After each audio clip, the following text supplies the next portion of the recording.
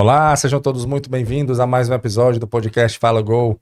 É um podcast oferecido pela Copego, Cooperativa dos Ginecologistas e Obstetras do Estado do Ceará, e também pela Coped, Cooperativa dos Pediatras do Estado do Ceará. Como você sabe, o podcast Fala Gol sempre levando um assunto sobre saúde e bem-estar. O podcast está no canal do YouTube e também no Spotify. E a Renata trouxe mais uma convidada para falar com a gente hoje. Renata, quem você trouxe? A doutora Milena Holanda, que é mastologista, e hoje a gente vai falar sobre mitos e verdades sobre o câncer de mama. Doutora Milena, tudo bem? Tudo bem. Muito obrigado pela sua participação, certo? A gente sabe que esses dias muito corridos que nós temos hoje, né? A gente sempre falando aqui, eu inicio dizendo isso, que a gente fica grato com a presença das pessoas que tiram ali um momento do dia, porque parece que os dias estão ficando cada vez mais curtos e as atividades mais longas, e aí quando você tira um momento para fazer alguma coisa diferente, a gente se sente especial, né, de arranjar ali na sua agenda. E para falar de uma coisa, doutora Milena, que é muito importante durante o ano todo, né, mas que nesse período de outubro, ele é, vamos dizer assim, ele é reforçado, né? Essa importância é reforçada, que é o câncer de mama, né? Prevenção do câncer de mama, do Outubro Rosa, né? Nós estamos passando agora nesse momento, e sobre mitos e verdades do câncer de mama, né? Então eu queria que você contextualizasse como é que está o cenário do câncer de mama hoje e se essa campanha ela contribui, né? Para a gente diminuir aí esse problema. Bom, primeira coisa é agradecer o convite, né? Agradeço a cooperativa pela lembrança do meu nome, né? Fico muito honrada em poder estar aqui, em poder estar contribuindo e falando sobre um assunto que é minha paixão. Se não fosse, né? Trabalho com isso. Mas, assim, o câncer de mama é o câncer que mais acomete mulheres em todo o mundo. Não é só no Brasil, tá? Quando a gente tira os outros tipos de câncer, câncer de pele, né, que são os mais incidentes, quando você tira esses tipos de câncer de pele... Câncer de pele é o maior, câncer de pele. Que é homem e mulher, né? Exato. Homem e mulher. Mas quando a gente tira esse fator e vamos fazer os outros tipos de câncer, mama é o mais incidente em mulheres. Em mulheres. Isso no mundo inteiro, tá? E no Brasil não vai ser diferente. Certo? Então, assim, a gente tem o Instituto Nacional do Câncer, ele sempre faz uma estatística, uma avaliação, uma estimativa. Para você ter noção, ele fez uma estimativa que no triênio de 2023 a 2025, só no Brasil nós vamos ter mais de 70 mil mulheres diagnosticadas com câncer de mama. Puxa. Né? Para você ver como ele é extremamente incidente. Sim. Mas, infelizmente... ele é o mais incidente e, pelas nossas condições atuais de saúde pública, ainda é o câncer que mais mata, de maior mortalidade nas mulheres. É o câncer de mama. Né? Então, assim, a ação do Outubro Rosa, que vem desde os Estados Unidos, ela tem exatamente esse papel de sensibilizar, de lembrar a todas as mulheres da importância de se falar e de se pensar a respeito do câncer de mama. Eu acho que todo mundo, assim, de uma forma direta ou indireta, deve conhecer alguém que teve um diagnóstico recente, que já foi diagnosticado há alguns anos, uma amiga, um parente.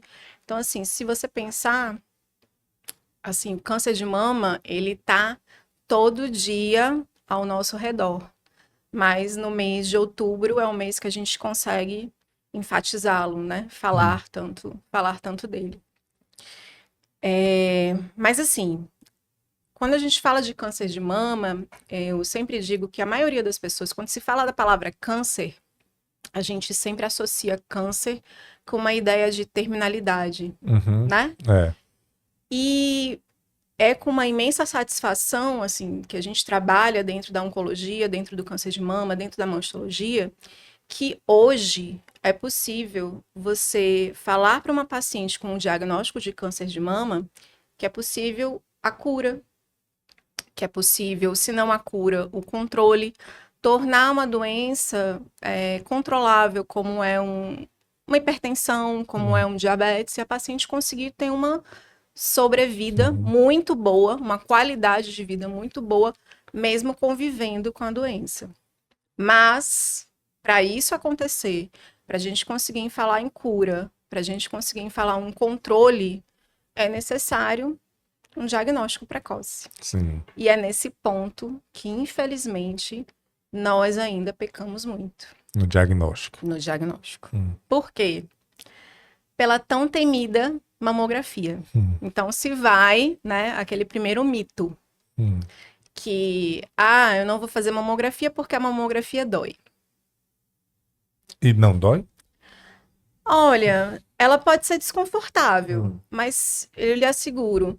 Quantas mulheres você já conheceu que morreram ou que tiveram um problema muito sério porque fizeram uma mamografia?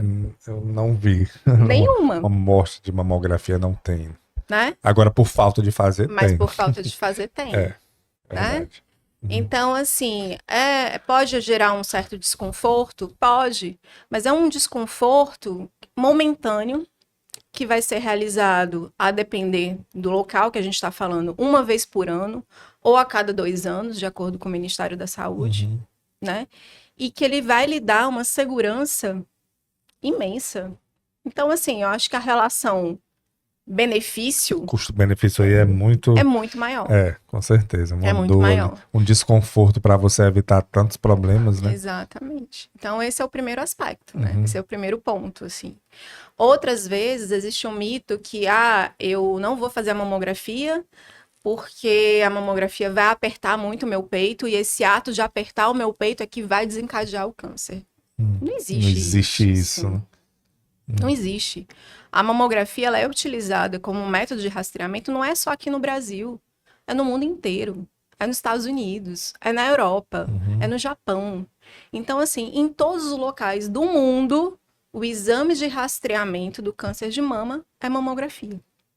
Às vezes, o que pode mudar de acordo com as estatísticas do país, de acordo com a saúde pública, se existe um sistema de saúde pública para, né, a população ou não, às vezes pode mudar a faixa etária que vai ser indicada a realização e pode mudar a frequência em que essa mamografia deve ser feita. Né? O Ministério da Saúde, a gente está falando a nível de Brasil, né? Sim. O Ministério da Saúde, por exemplo, ele indica que as mulheres acima de 50 anos devam realizar mamografia a cada 2 anos. Isso dos 50 aos 69 anos. Existe uma divergência com a Sociedade Brasileira de Mastologia, tá?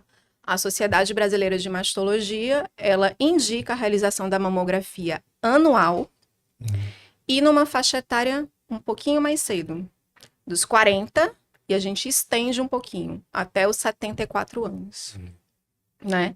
Mas, independente seja Ministério da Saúde, independente seja a normativa da Sociedade Brasileira de Mastologia, em que segue também a Federação Brasileira de Ginecologia e Obstetrícia, é mamografia. Então, a única coisa que há é uma variabilidade da idade e da periodicidade, mas é mamografia, tá? O exame de rastreamento é a mamografia. Não existe outro exame para isso. Olha, Pra ter. a gente está falando de rastreamento. O que você está querendo com rastreamento? Você está querendo diagnosticar pacientes que não têm sintomas, ela ainda não tem sintomas, mas ela apresenta um câncer numa fase extremamente inicial ou numa fase que a gente chama de pré-maligna. Maligno é quando tem a capacidade de invasão. Ele sai do local original dele e ele pode invadir para outros locais. Então, por exemplo, mama pode sair da mama e invadir. O primeiro local é a axila, é o linfonodo da axila. Tá? Então, o que você está querendo pegar no caso do câncer de mama? Você está querendo pegar o carcinoma ductal in situ. Ele ainda é localizado. O único exame que consegue diagnosticar o carcinoma ductal in situ vai ser a mamografia. Que é justamente isso daí que ocasiona... Exatamente, é o início, né? Mas por que só a mamografia? Porque a principal forma de apresentação do carcinoma ductal in situ é como microcalcificações, que são pequenos pontinhos branquinhos na mama, microscópicos. Às vezes você precisa de outros exames para poder ampliar, mas são baseados na mamografia. E o único exame que vai pegar as microcalcificações, que são características, né, do carcinoma in situ, vai ser a mamografia.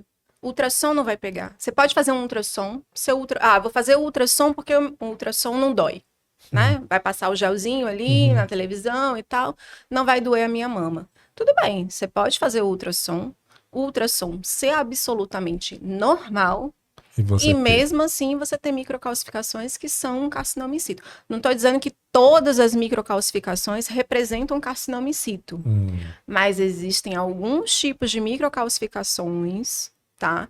Que elas podem sugerir que você tenha um carcinoma in situ. Mas até para você tirar essa dúvida, você tem que fazer a mamografia. Exato. Né? Tudo começa é o pela início. Mamografia. Tudo você começa pode pela mamografia. Pode ter essas microcalcificações e não ser nada. Né? Isso. Mas pode já dali, tirar o alerta, e é a mamografia que identifica isso. Exatamente. Ah, doutora, eu vou fazer uma ressonância. Exame caro. Exame em que é necessário você tomar um contraste. O contraste em si, você pode ter efeitos, né? Uma alergia, um efeito com contraste. Você tem que entrar dentro da máquina, dentro do tubo. Posso ter claustrofobia e tudo. Você pode fazer uma ressonância, se submeter a tudo isso que eu tô falando. Sua ressonância ser normal. E você ter microcalcificações e ser um carcinoma in situ. Olha aí, que interessante. Então é a mamografia. Não tem por onde correr. Não tem para onde você tentar correr. Exato. Às vezes, a mamografia ela não vai ser suficiente. Você vai precisar de uma complementação. Vamos voltar para o exemplo das microcalcificações. Certo. Então, assim, a gente tem microcalcificações que elas são benignas e a gente tem microcalcificações que elas são suspeitas para malignidade, para carcinoma in situ, certo? Como é que eu vou conseguir diferenciar? Pelo aspecto dessas microcalcificações, pela morfologia dessas microcalcificações, mas é uma coisinha assim tão pequena. Como é que eu faço? Eu solicito um exame complementar, que a gente chama de magnificação. A magnificação, falando de uma forma bem simples, bem leiga, é como se fosse um zoom que você dá numa foto. Sim. Eu quero ver um detalhezinho ali da roupa da pessoa. Eu quero ver aquele detalhezinho das microcalcificações. Ela é baseada na mamografia.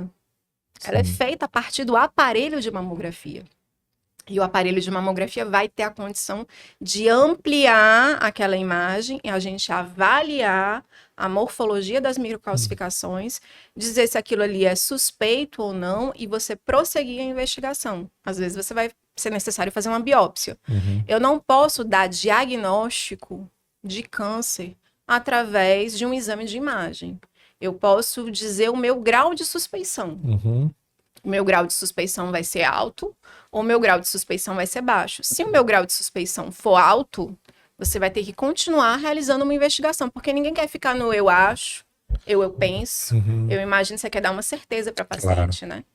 E aí, se for necessário, se o grau de suspeição por esse segundo exame for muito alto, pode ser necessária a realização de uma biópsia. E aí sim, a biópsia vai ter condições de descartar ou confirmar que se trata de um carcinoma in situ ou um carcinoma invasivo. Pronto. Aí, isso daí que você está pegando, doutora, é para diagnosticar no princípio. Antes dele se espalhar, antes dele se desenvolver. Exatamente. Né? Que esse é o objetivo do rastreamento. Do rastreamento, né? Então você consegue... Aí a partir desse momento que você descobre, vamos supor que você pegou essas microcalcificações, realmente é um carcinoma, não é isso? E aí fez a biópsia, deu ok. A partir desse momento, a mulher já é diagnosticada com câncer de mama ou não? Assim, tá no início, como é que... E aí o tratamento dela, vamos supor que ela pegou bem nesse iniciozinho. Pronto, então o que a gente vai fazer? A biópsia, ela vai me dizer se é um carcinoma. É um tipo de câncer de mama. Sim. Se é um carcinoma in situ, se ele ainda é uma coisa bem localizada, ou se é um carcinoma invasivo, ele já adquiriu a capacidade de invasão. Seu segundo momento agora é fazer o chamado estadiamento. Você vai estadiar essa paciente. O que é o estadiamento? você vai ver como um câncer, essa lesão, está no organismo da sua paciente. Então, o tamanho dessa lesão, se ela já conseguiu adquirir capacidade de acometer o gânglio, né, os linfonodos, a axila dessa paciente, se ela já adquiriu capacidade de ir para outro órgão, então você vai solicitar outros exames. A partir do momento que a paciente tem um diagnóstico de um carcinoma invasivo, sim, isso é um câncer, tá? Um carcinoma in situ é uma lesão pré-maligna. Se você não tivesse diagnosticado, daqui a alguns anos, a gente não tem como precisar quanto tempo, daqui a 1 ano, 2 anos, 3 anos, iria se tornar um carcinoma invasivo. E é lógico, o tratamento de um carcinoma in situ é muito mais simples do que o tratamento de um carcinoma invasivo. Então, assim, para entender, o in situ é o que não se desenvolveu. Não adquiriu a capacidade de invasão. De invasão. Ele tá ali. Tá ali. Ele vai se desenvolver. Vai. Não sabemos quando. Exato. Mas ele vai se desenvolver. Exatamente. E aí o tratamento é diferente, né? Acredito que é todo diferente, né? Muitas vezes uma paciente com carcinoma in situ, o único cuidado que você vai ter que ter é retirar aquela lesão. Você retira a lesão e retira a lesão tomando cuidado de tirar com margens, né? Então você retirou toda a lesão com margens livres, não ficou nada. E algumas vezes você vai indicar para a paciente ela utilizar determinadas medicações que não fazem cair cabelo, que não é quimioterapia, tá? Elas são preventivas para que o carcinoma in situ não volte, que não aconteça na outra mama. E se quando você faz uma cirurgia que a gente chama de conservadora, como esse caso, eu só tirei a lesão. Eu tirei essa lesão com margens, né? E algumas vezes você pode indicar a paciente fazer uma radioterapia, que é um tratamento, assim, rápido, não ultrapassa, assim, muitas sessões, né, de 15 a 20 sessões, dependendo. Então, um impacto no corpo, não é tanto quanto a quimioterapia. Exatamente. Exatamente. Agora, no caso de um carcinoma invasivo, dependendo do tipo de câncer, porque assim, quando a gente fala em câncer de mama, eu estou falando de uma infinidade de tipos, né? Sim. E hoje o tratamento oncológico, a gente costuma dizer que é um tratamento cada vez mais personalizado. Então, assim, eu falo muitas vezes para os pacientes, olha, o seu tratamento é o seu tratamento. Não vai se comparar com a outra colega que está ali, com a vizinha, com a amiga, né? Cada caso é um caso. Cada caso é um caso. Então, dependendo do tipo de câncer da paciente, da idade, das comorbidades que essa paciente tem, da forma como esse câncer se apresentou, o tratamento às vezes pode começar com quimioterapia, às vezes o tratamento pode começar com cirurgia, né? Então, assim, existe um tratamento cada vez mais personalizado. Então, a gente vai tratar o câncer na Maria, o câncer na Paula, né? Não é eu vou tratar um câncer de mama, mas aquele tipo de câncer naquela paciente com aquela apresentação. Entendi. E nesse aí porque quando eu acho que vamos pegar, o melhor dos casos é você fazer mamografia e não dá nada, né? Esse é o melhor. Mas o outro seria, assim, o menos pior seria nesse estágio aí, né? Que você pegou ali essas microcalcificações, não está invasivo ainda. Exato. E aí, mas mesmo assim você tem que retirar. Sim. Não é isso? E é por cirurgia. Sim. Que você faz, você retira e ainda tira as margens ali. Exato. Como é essa cirurgia, assim? Como é o impacto dela no seio da paciente? A gente ela tem... Porque, assim, a gente vê muito, e a gente vai falar sobre isso ainda aqui, né? Da modificação do corpo, né? Na cirurgia. Essa daí é uma cirurgia, você até falou assim, conservadora. Sim. Né? Que ela mexe menos, é isso? Com certeza. Quando eu digo que o tratamento do câncer de mama, ele avançou muito, e que eu digo assim, hoje em dia, eu posso falar em cura, e eu posso falar em controle, eu não estou falando só com relação à questão de quimioterapia, tratamento né, oncológico e tudo, mas eu estou falando também com relação à questão da cirurgia. Para você ter noção, Dentro da oncologia, dentro da mastologia, hoje existe um termo que a gente chama de oncoplástica. Oncoplástica. O que é uma cirurgia oncoplástica? É uma cirurgia em que você... É uma cirurgia oncológica, tá? Então, ela segue os princípios da oncologia. Eu tenho que tirar esse tumor, com margens livres. Tenho que tirar todo esse tumor. Mas eu consigo oferecer para a paciente um resultado estético muito bom. Então, eu associo a cirurgia oncológica à cirurgia plástica. Né? Muitas vezes, quando você vai conversar com a paciente, ou vai examinar a paciente, se você não perguntar para ela o que foi que aconteceu, você pensa que ela fez uma mamoplastia, uma redução de mama, ela colocou um silicone, né? Ela, assim, mas que não foi uma cirurgia oncológica. Ela fez uma cirurgia plástica, né? Você olhando, você examinando a paciente, você pensa, você fez uma redução de mama? Ela, não, doutora, eu tive um câncer de mama e fiz a cirurgia, né? Então, assim, muitas vezes quando você faz essa cirurgia conservadora, você vai conservar boa parte da mama da paciente. Até mesmo quando é no início? Principalmente, quando é no início. Então, mesmo no início ainda impacta, você tem que ter todo esse cuidado para não... Tem. Mas você consegue hoje, dependendo do tamanho da mama da paciente, dependendo do tamanho do tumor, né, você consegue fazer uma cirurgia conservadora, que é muito melhor. O tempo cirúrgico é muito menor, a recuperação é muito mais rápida, e você consegue oferecer um resultado estético extremamente satisfatório. Né? Quando não... é um câncer um pouco maior, né?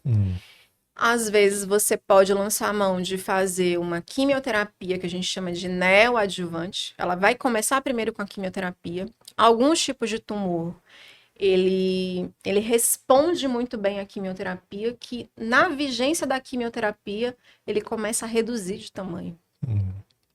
Quando a paciente volta para você operar, em vez de você ter que tirar um tumor de 5 centímetros, às vezes você tem que tirar um tumor de 2 centímetros, de 1 centímetro. Então, você tem condições de oferecer para a paciente uma cirurgia conservadora, uma cirurgia de menor porte e uma cirurgia que pode ter um resultado estético muito bom. Não, doutora, não, o tumor é grande, ela tem uma mama pequena e não dá para fazer uma cirurgia conservadora. A gente tem que fazer a tão temida mastectomia. Mastectomia é a retirada, da mama toda. Né? Mas calma, porque na grande maioria das pacientes, é muito raro isso não acontecer, eu tenho a possibilidade de oferecer para a paciente a mastectomia e a reconstrução mamária imediata. Ela sai com a mama reconstruída. No mesmo ato cirúrgico. No mesmo ato cirúrgico. Né? Primeiro se faz a mastectomia. Depois a cirurgia plástica. Depois a gente entra com a parte da plástica. Que é colocar silicone, acredito eu.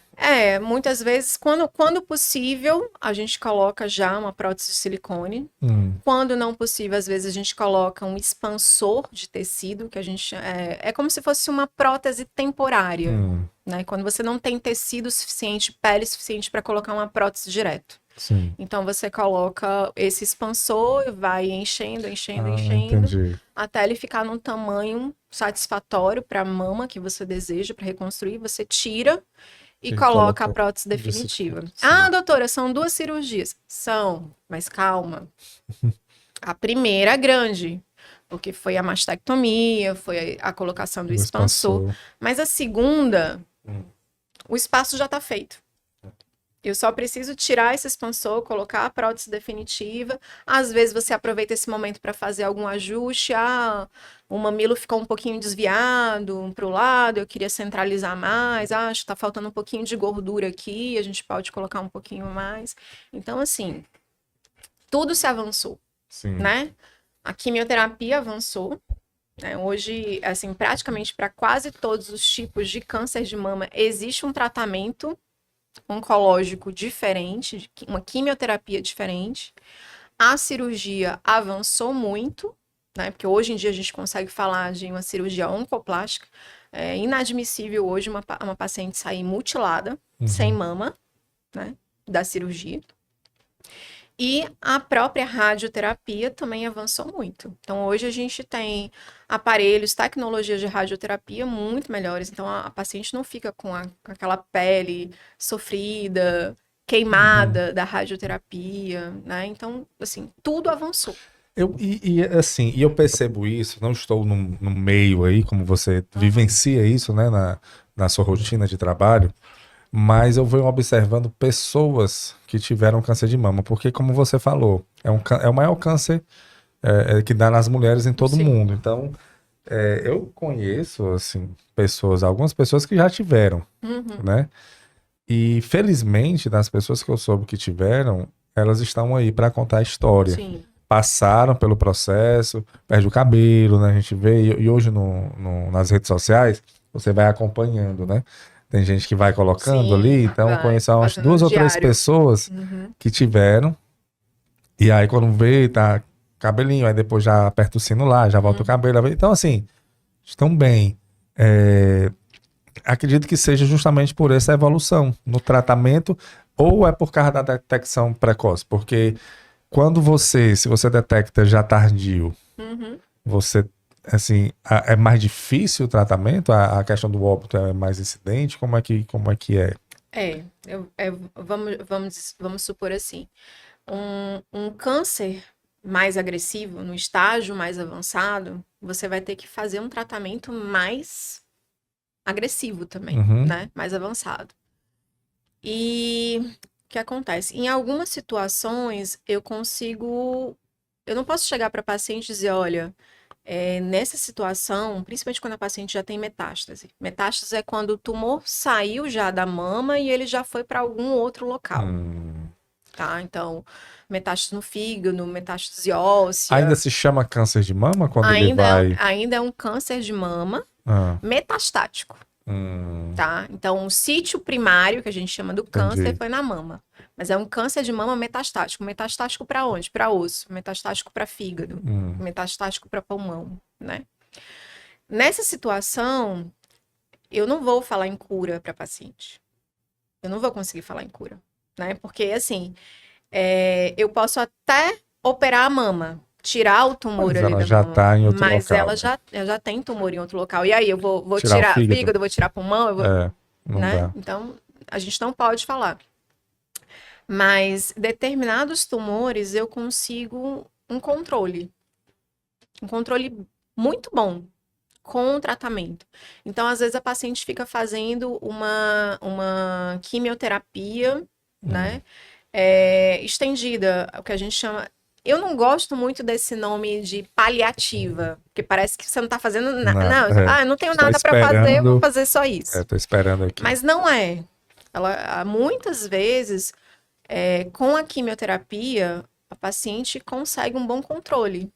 E eu lembro de uma paciente, na época da minha residência ainda, lá no HGF, que ela tinha câncer de mama e ela tinha metástase óssea, coluna e tudo. Fazia o tratamento, fazia o controle, né? Tratamento.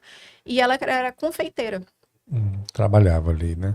Trabalhava, fazia bolo de noiva, aqueles bolos grandes e tudo. Quer dizer, ela conseguia manter a vida dela com o tratamento. Com o tratamento. Ela não ficava curada. Não. Mas ela conseguia controlar a evolução da... Então, assim, em algumas situações eu não consigo falar em cura, mas eu consigo falar em controle. E qualidade de vida, né? E qualidade de vida.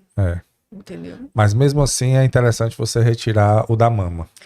Ou não? Olha, nesse caso não faz sentido. Na verdade, assim, isso é uma questão que gera uma polêmica até entre nós.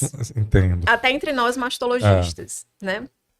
Assim, quando você vai ver os estudos em pacientes metastáticas, né? A realização da cirurgia, da mastectomia, ela não vai aumentar o tempo de vida dessa paciente. Ela não vai aumentar o tempo de sobrevida dessa paciente. Mas, em algumas situações, a realização da cirurgia, da mastectomia, da reconstrução, gera para ela um sentimento de eu estou sendo tratada, eu não estou abandonada. Então, eu observo que ela se sente mais acolhida, ela se sente feliz. Às vezes, sim, né? Ah, não aumentou a sobrevida, mas aumentou a qualidade dessa Qualidade de sobrevida, vida, sim. né? A paciente se sentindo feliz por não estar vendo aquele tumor, sentindo, palpando, É verdade, pegando, você, né? você viu que você tiraram de você uma coisa que estava lhe fazendo mal, É, apesar de estar em outro local ali, mas mas assim, eu tô falando numa situação em que eu tenho uma paciente jovem, sem outros problemas de saúde, em que fazer a cirurgia eu não tô associando risco para paciente. Uhum. Agora, lógico, eu posso pegar uma paciente mais idosa, hipertensa, diabética, descontrolada e tudo, com um câncer de mama metastático, e eu vou colocar ela na mesa de cirurgia, submeter ela a fazer uma cirurgia de grande porte, né? Uhum. 3 a 4 horas de cirurgia, e que é uma cirurgia que não vai ser curativa, Uhum. né? Então, assim, aquela relação, aquela balança risco-benefício, Aí né? pesa, né? Então, assim, cada caso Tem que ser analisado. tem que ser analisado, né? Perfeito. E em relação a mitos e verdades aí que a gente. Qual é o outro mito que as pessoas normalmente levam do câncer de mama e que é bom a gente desmitificar? Bom, acho que um outro grande mito importante da gente, né, cair por terra é, às vezes as pacientes chegam no consultório e aí eu pergunto, vamos pedir a mamografia? Não, doutora, não precisa. Por que que não precisa? Porque não tem nenhum caso de câncer de mama na minha família. Que não tem esse risco. A genética da minha família é muito boa. Você sabe qual é a porcentagem de câncer de origem hereditária, câncer de mama de origem hereditária? Se você pegar todas as pacientes com diagnóstico de câncer de mama, qual a porcentagem desses cânceres que ela herdou, como por exemplo a Angelina Jolie, né? Que era portadora de uma mutação, a mutação do BRCA, e essa mutação aumentava o risco durante a vida dela, entre 80% a 90% dela ter um câncer de mama. Você sabe qual é a porcentagem de pacientes que a gente tem com câncer hereditário? 10%. Olha.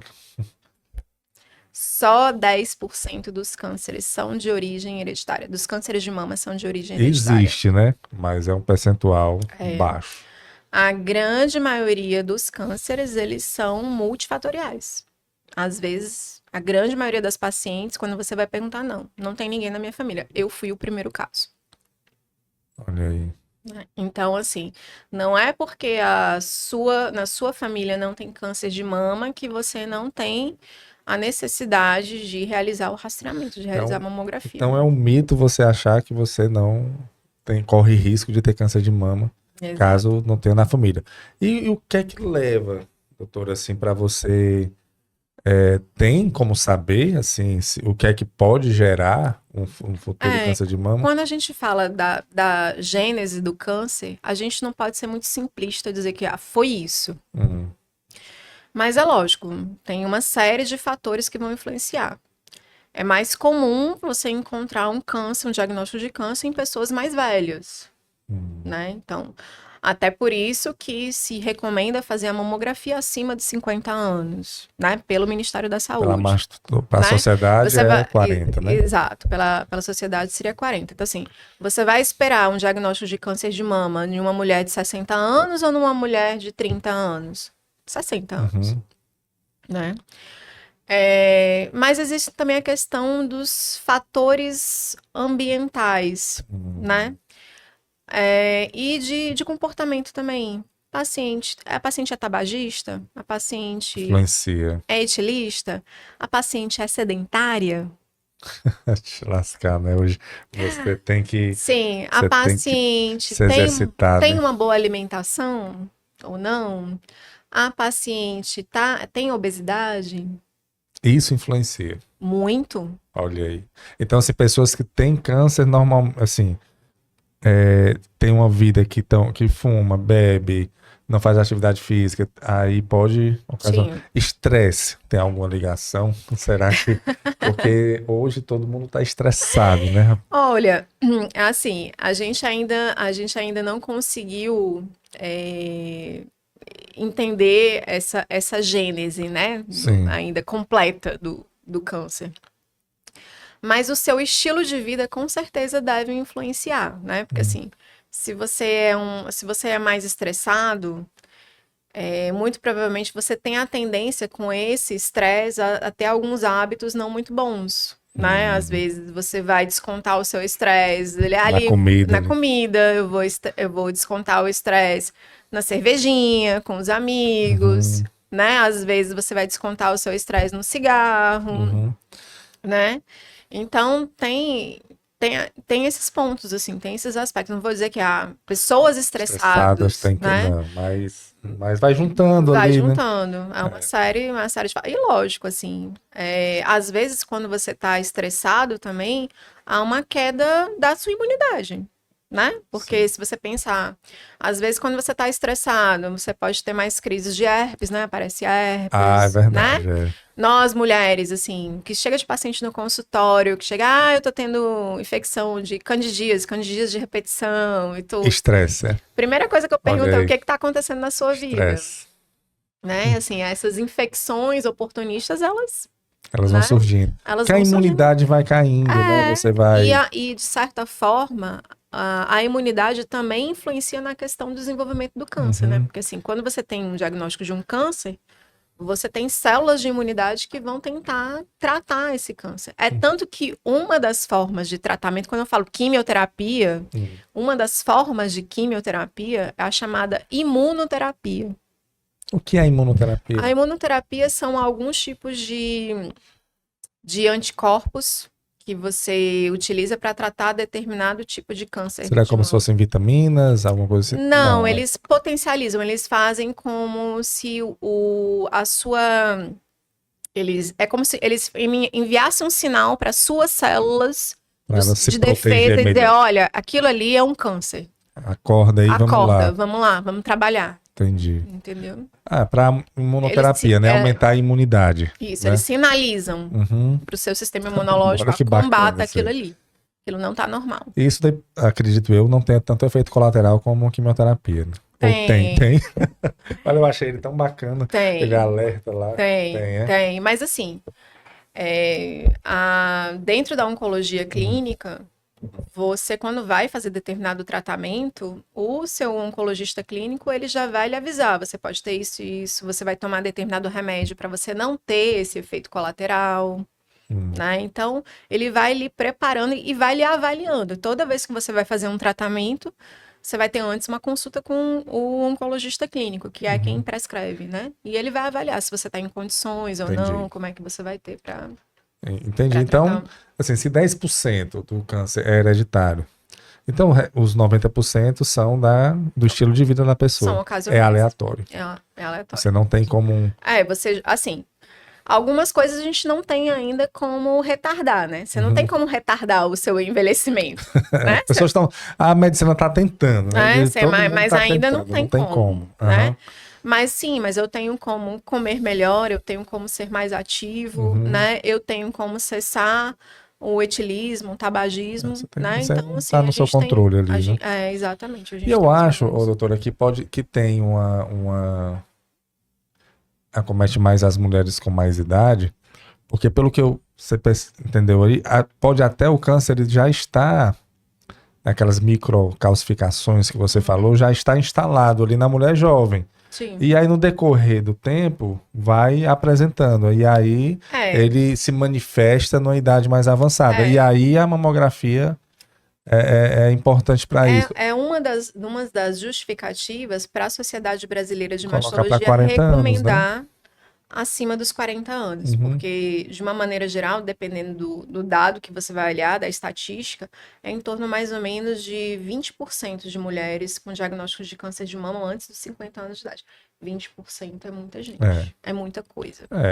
E agora, pessoas mais jovens, antes dos 40 anos, elas existe? Acredito que seja um percentual pequeno, mas existe? Existe, é um percentual, é pequeno, né? Mas está aumentando. Tá aumentando, é? Tá. Olha que A coisa, gente, cara. a gente ainda está tentando entender esse O fenômeno, motivo, né? né? Será que não é o estresse, não?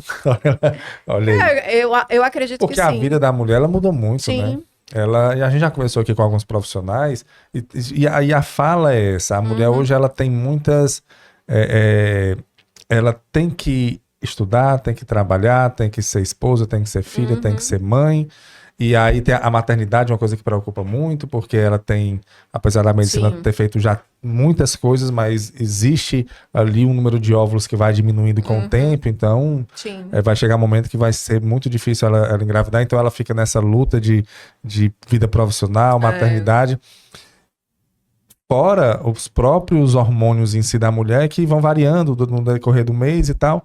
E aí isso na vida da mulher, assim, é um peso, combo. é um combo Pesado. pesado. Isso ela Exato. vai atribuindo no decorrer dos últimos anos, né, das últimas décadas, muitas conquistas, e essas conquistas também vieram com muitas, alguns efeitos colaterais, Sim. vamos dizer assim.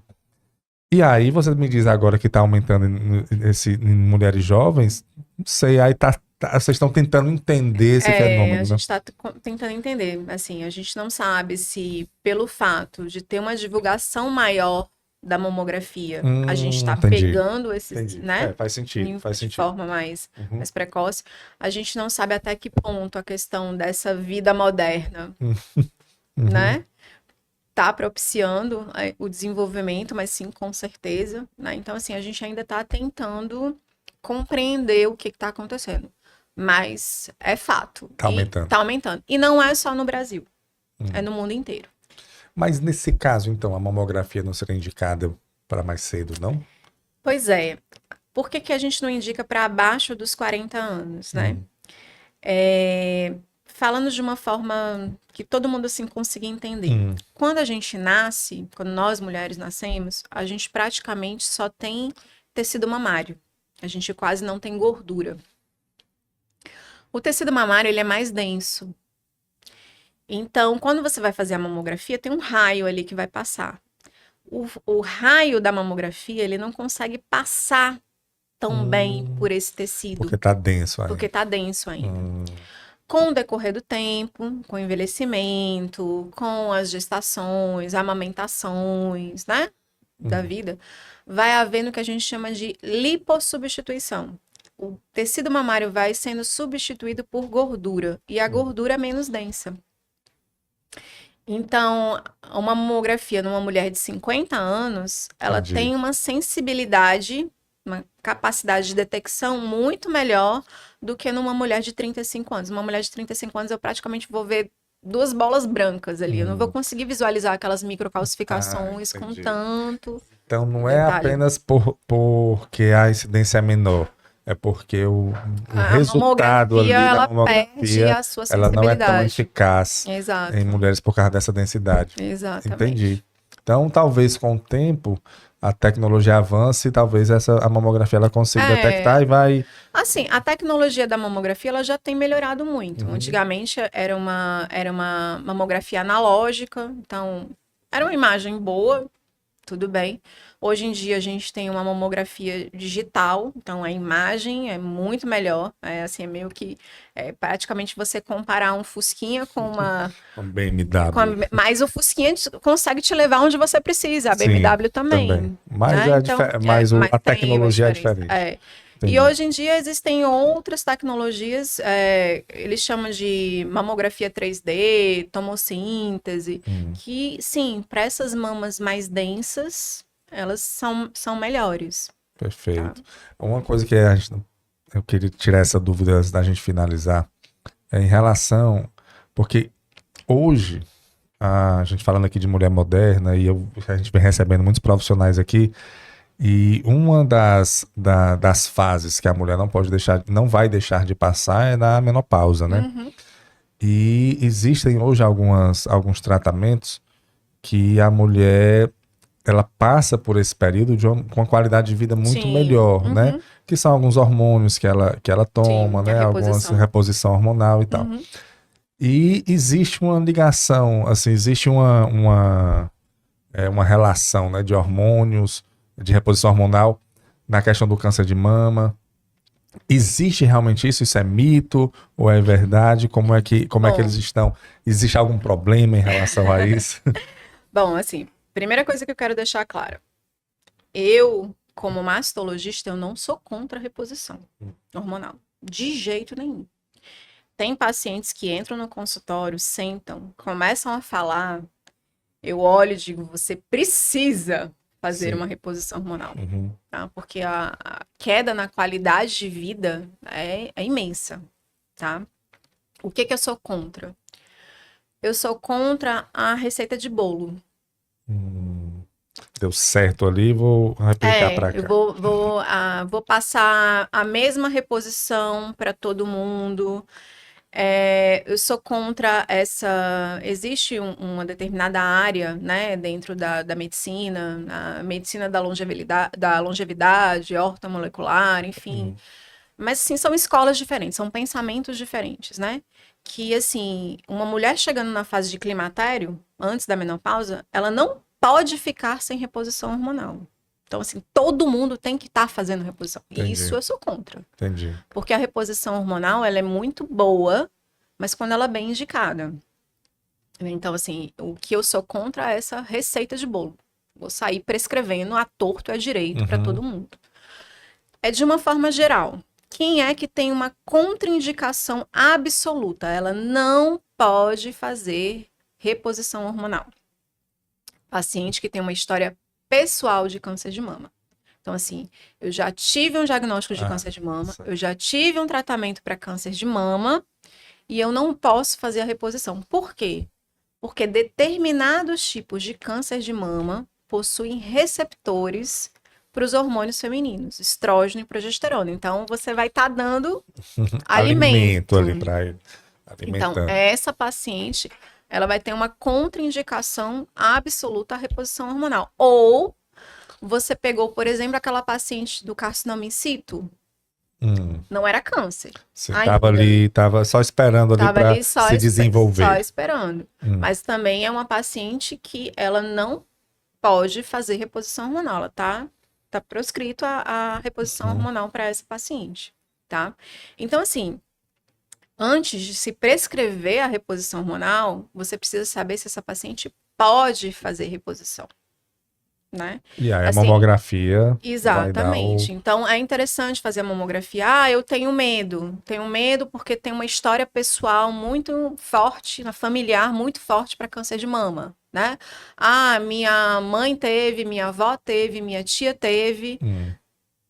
Pode ser que ela tenha um fator genético hereditário para câncer de mama? Pode. 10%, aquele 10%. Mas ela pode estar dentro dos Sim. 10%.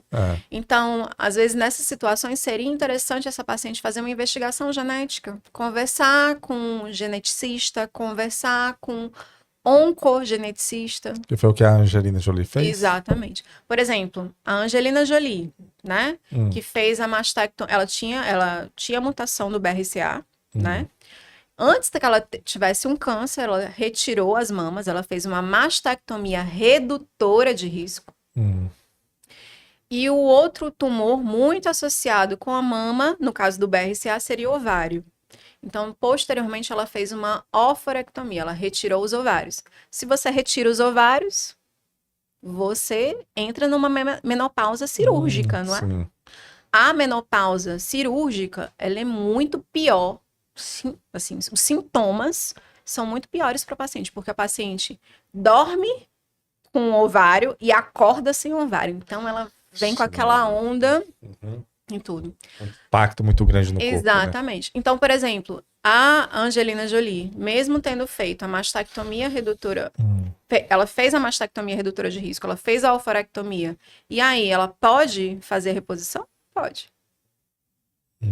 Agora ela pode. Porque ela já fez todo o procedimento. Exatamente. E ela não tinha o diagnóstico de câncer, tá? Ela tinha uma chance muito grande, né? Mas vamos dizer assim, que ela resolveu ali. Exatamente. Eu reduzi esse risco bastante. E se for necessário, se ela precisa fazer a reposição hormonal, ela vai fazer reposição hormonal. Então, acredito que se a mulher não tem, assim, ela não tem uma indicação, ela fez o rastreio genético.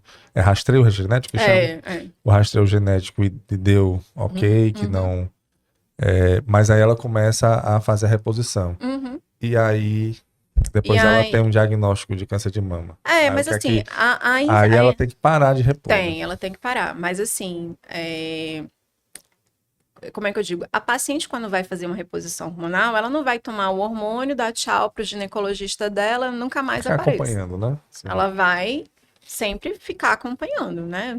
É uma determinada frequência, ela sempre vai voltar no consultório, vai fazer as mamografias e tudo. E, nesse contexto, o colega ginecologista, ele sempre vai estar pensando na balança. Tá tendo mais benefício ou tá tendo mais risco? Boa. Tá tendo mais benefício. Vamos continuar. Então vamos continuar. Não. Apareceu alguma coisa aqui estranha na sua mamografia e tal, vamos suspender, vamos avaliar, vamos descartar qualquer outra coisa, né? Às vezes ele pede ajuda para o mastologista, para a gente liberar ou não para continuar fazendo a reposição. Então, assim, como eu digo, eu não sou contra a reposição hormonal. Eu sou contra... O copia e cola, né? O copiei e colei e ad eterno. Entendi. Né? Então, assim, a gente tem que sempre estar avaliando tem essa relação. Como, né? Assim,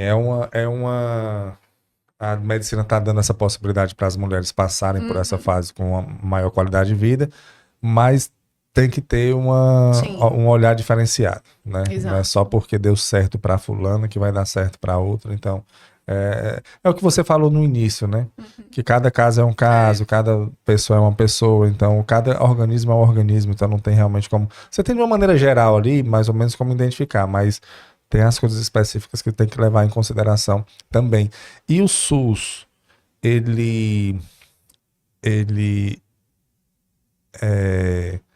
você pode ir lá em qualquer hospital e fazer a mamografia, ou tem que ter já tem que ter alguma predisposição, ou não?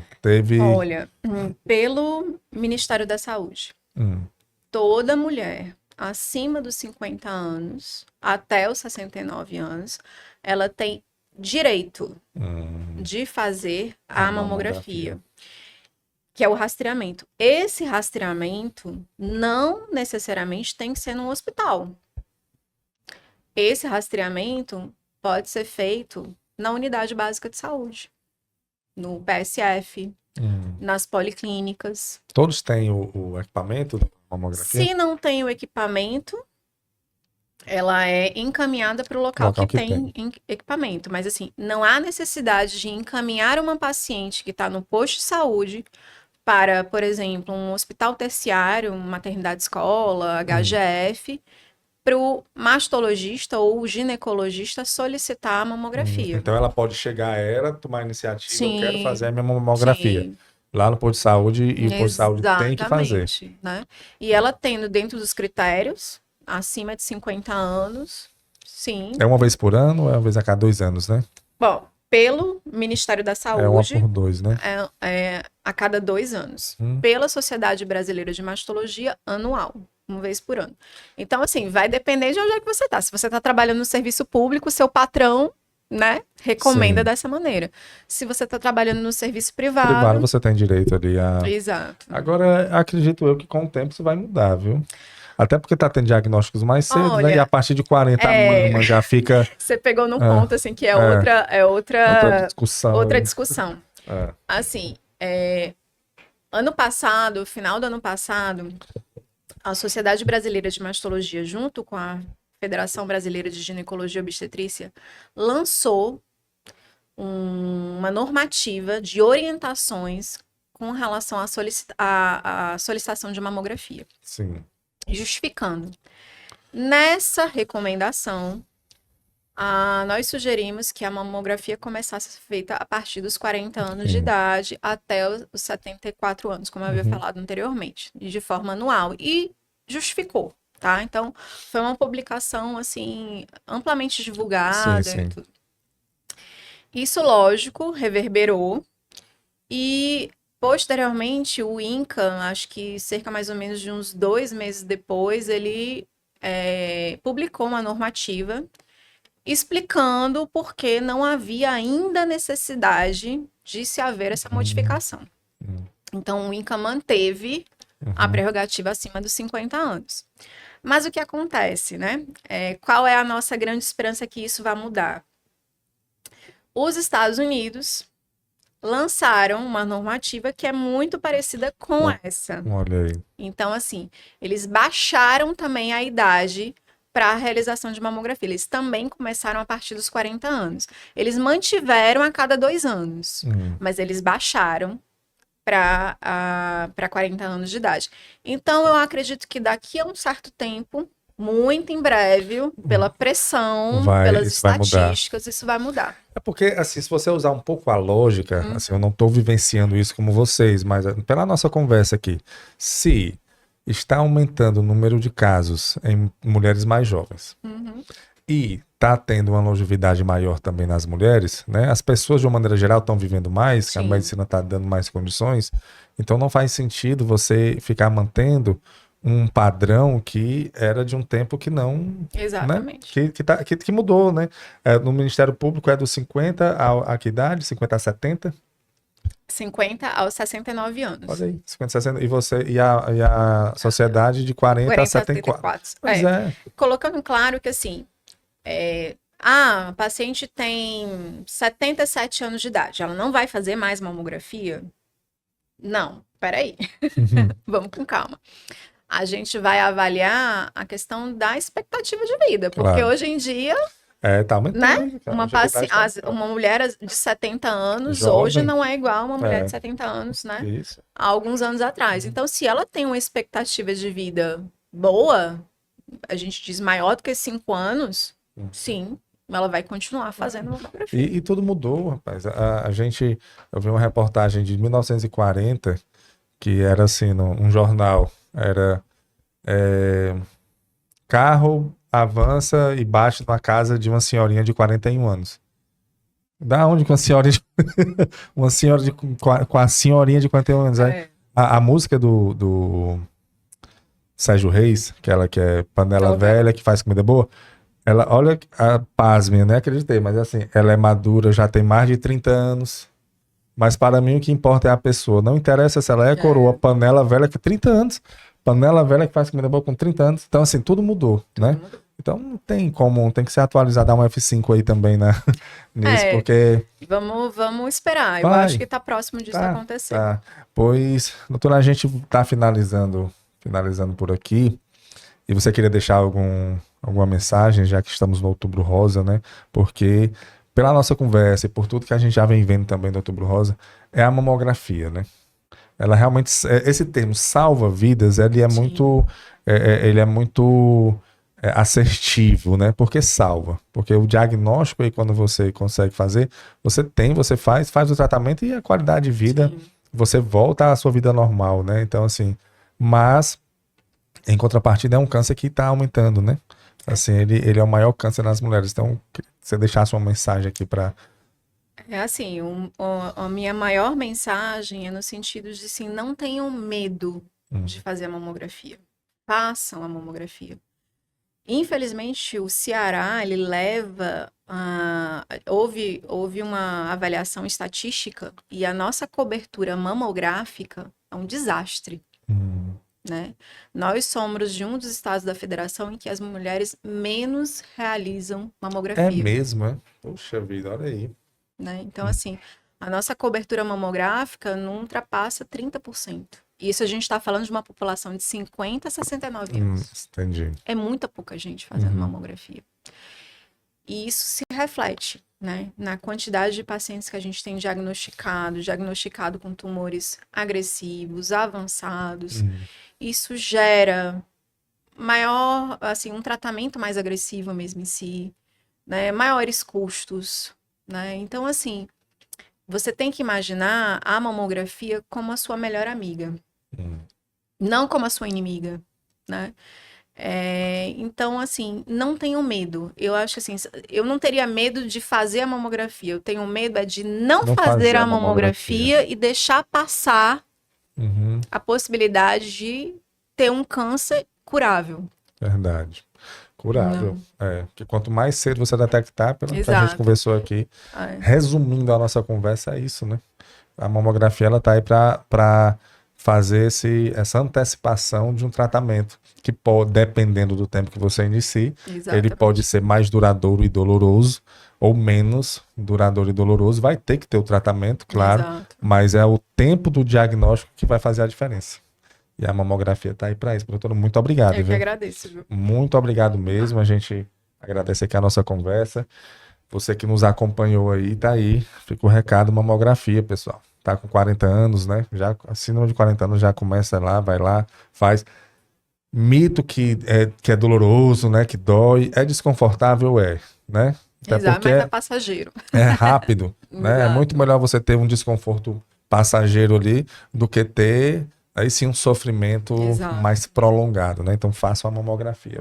Pois muito obrigado. Você que nos Obrigada. acompanhou também, muito obrigado. Esse foi mais um episódio do podcast Fala Gol. É um oferecimento da Copego, Cooperativa dos Ginecologistas e Obstetras do Ceará, e da Coped, Cooperativa dos Pediatras do Ceará. Saúde e muita paz para todos nós e até a próxima, se Deus quiser.